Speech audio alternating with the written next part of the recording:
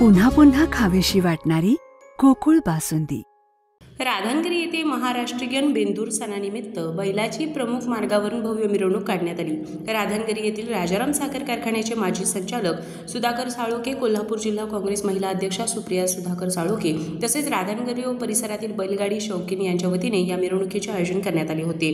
प्रारंभी शिल्ल्या, हरण्या, शुक्रया, सर्जा या बैलांचे पूजन व औक्षण कोल्हापूर जिल्हा महिला काँग्रेसच्या अध्यक्षा सुप्रिया साळोखे यांच्या हस्ते करण्यात आले।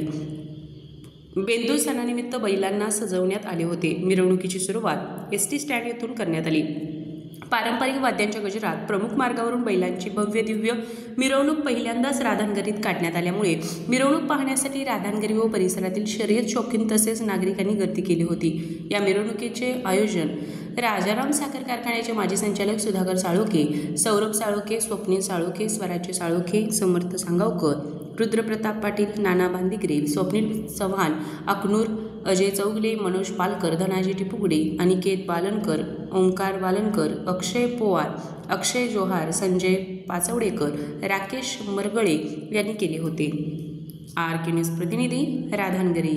फ्रीजमधून श्रीखंड काढ ना। आम्ही पूर्वी घरीच बनवायचो श्रीखंड, त्याची चवच वेगळी होती। आता काय सगळं रेडीमेड। आजी, हे श्रीखंड खाऊन बघ। आज तुझ्या आईनं घरीच बनवलं की काय? हे आहे गोकुळचं श्रीखंड। अगदी जिभेवर रेंगाळणार। जिभेवरच नाही तर मनावरही रेंगाळणार। गोकुळ श्रीखंड, मनावर रेंगाळणार। ताज्या बातम्यांसाठी RK न्यूजच्या YouTube चॅनेलला सबस्क्राईब करा आणि बेल आयकॉन प्रेस करा।